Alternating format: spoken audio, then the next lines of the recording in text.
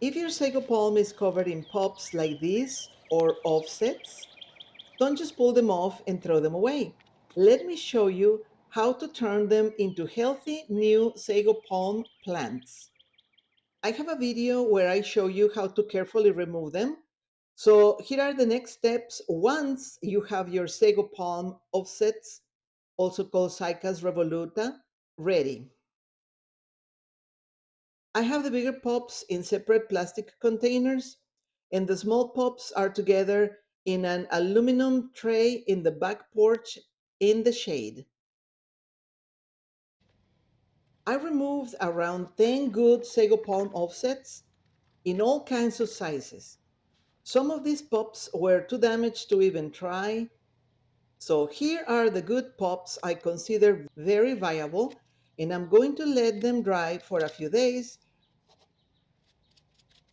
I had already powdered them with cinnamon for prevention, but I saw they were still very dusty with sand, so I brushed them all one at a time. Make sure all the debris is picked up, not only because it looks gross, but also because everything is pointy and sharp and can scratch you later. Also, these cuts, these little clippings, can be poisonous for small animals and children if they tend to chew on them or put them in their mouth. So let's keep that in mind. If I handle things just with regular care, sago palms are beautiful and safe to be around. Just don't put them in your mouth. And don't let your puppy do that either. I suppose it's easier if I spray them with water, but I had already used the cinnamon and it isn't difficult to brush the sand and check for all the extra dry, sharp parts that I don't need on the pups.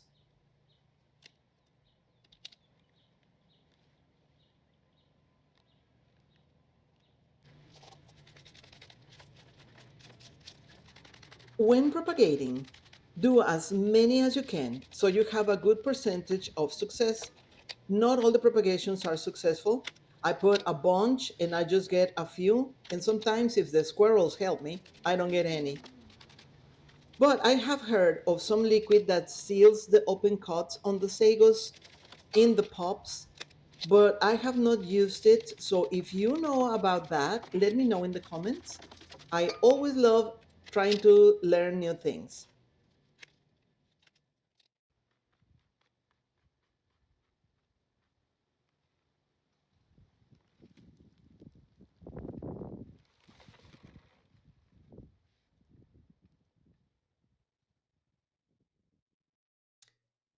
Here I put a layer of the craft paper at the bottom of each pot to help with the drying. And now to wait for 3 to 5 days for them to dry and form a callus in their base.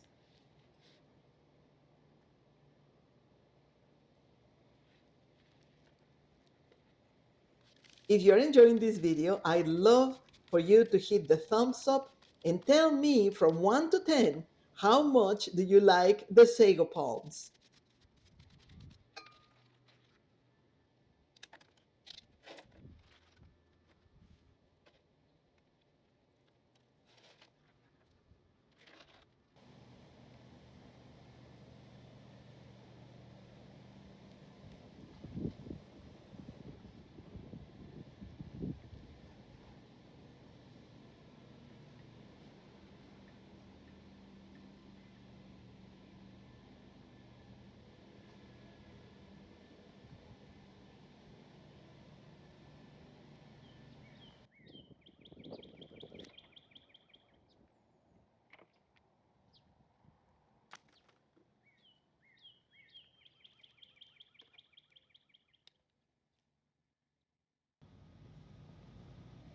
This is a soil mix I'm testing. Peat moss, regular organic soil, and perlite. And also I'm going to mix a good amount of sand, just regular sand from the yard. I'm going to mix it and I'm going to put it on each of these pots for planting the baby sagos, the Sago Pups, and let's see how it goes.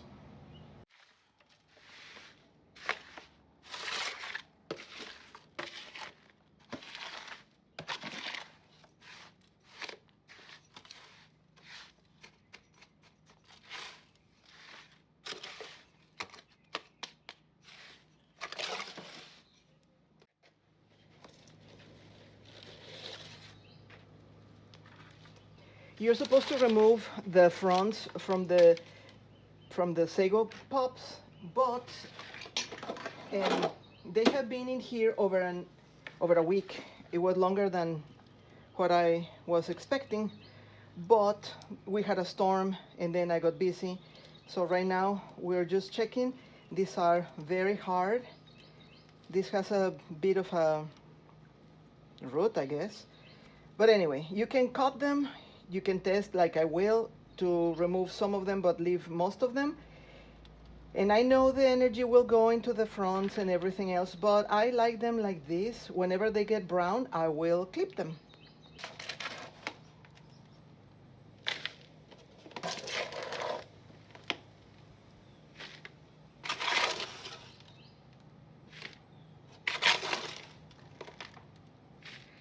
The way it needs to go into the pot is about 1/3 inside of the soil and the rest up. And since it is sort of top heavy, I'm going to put the dirt only to like 2-3 inches away from the edge.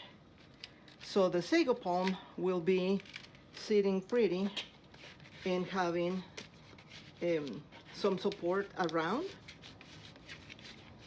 Later on, it will need to be moved to a larger pot, but for now, this is it.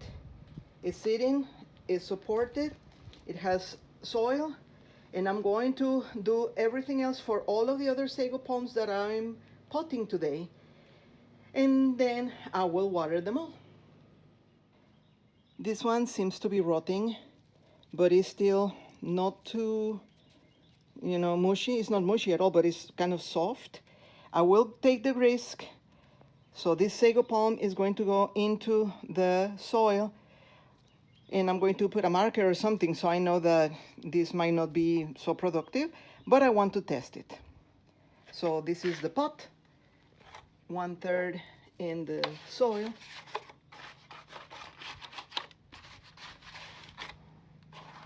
And it's sitting with support. And we're gonna see what happens. So, because some of them were rotting, even when I put cinnamon, excuse the mosquitoes, what I'm going to do with these is, instead of putting them in here separately, I'm going to put them in this bigger pot, the 4 of them at the same time. So I'm going to make just little spaces and sit them in there as they are.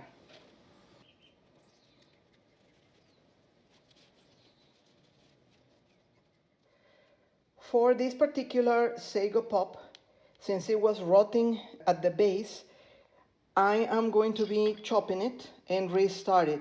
This is totally an experiment. I have read that even if they don't have a root, or if they only have part of the crown, they survive. I'm going to test that. So here we go. Some parts are very soft, but most of it is hard.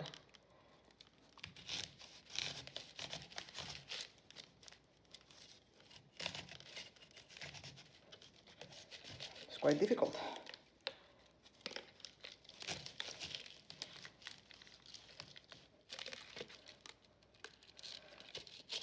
Well, the rot goes kind of deep.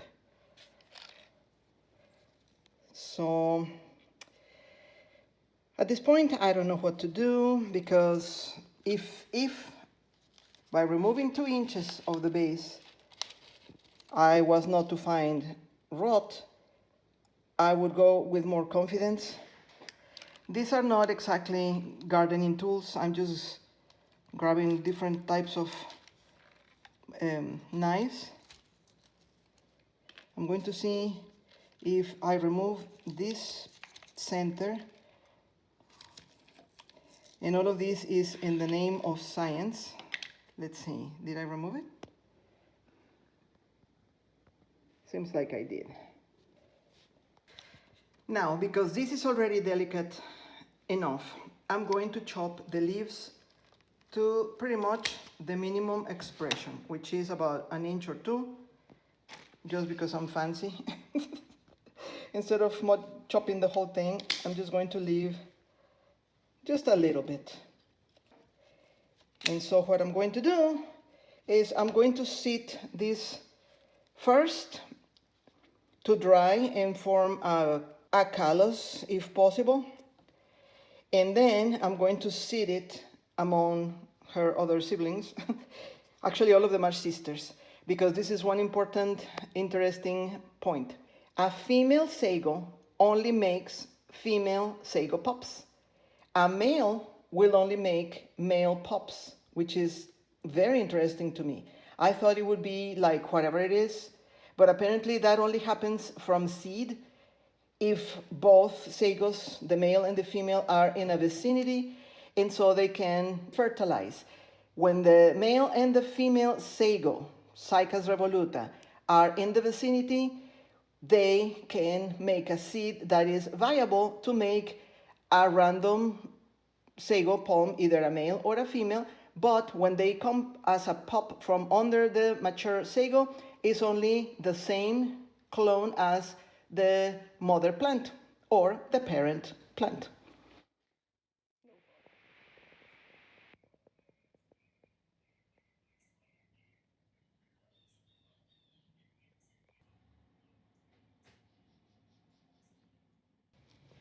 This is next day, and I removed from the soil the one that had kind of mold in here, because I decided to use neem oil and give it a good wash.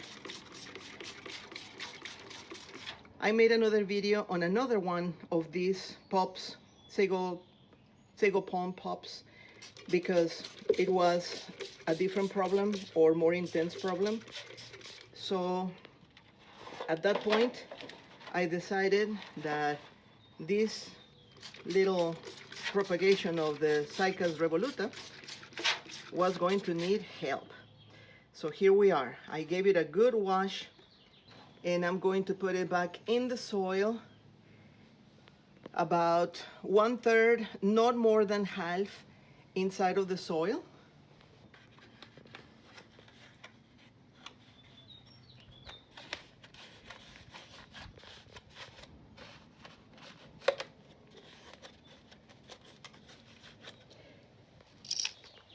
And also, because the leaves are turning yellow, I'm going to chop some of them. I'm going to leave it only with one.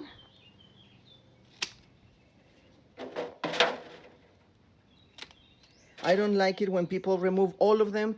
They will survive, but I'm always afraid they won't. I guess this one is the prettiest one, so this one will go. And I made a little tab to make sure that I remember which one is which one. It says mold. I am not going to water it again because I watered them yesterday, and I'm going to put it in a indirect sunlight. So they have sun, they have light, but they don't have the heat. I'm going to give this an extra spray. This wasn't moldy, but now I'm scared, so I'm gonna spray pretty much everything and cut the leaves.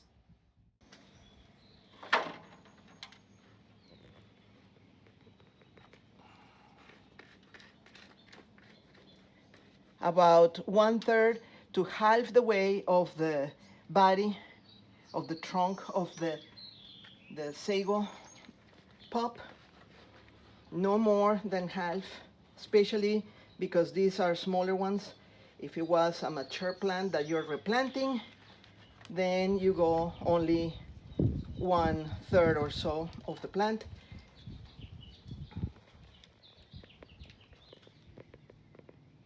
I'm going to trimming the fronds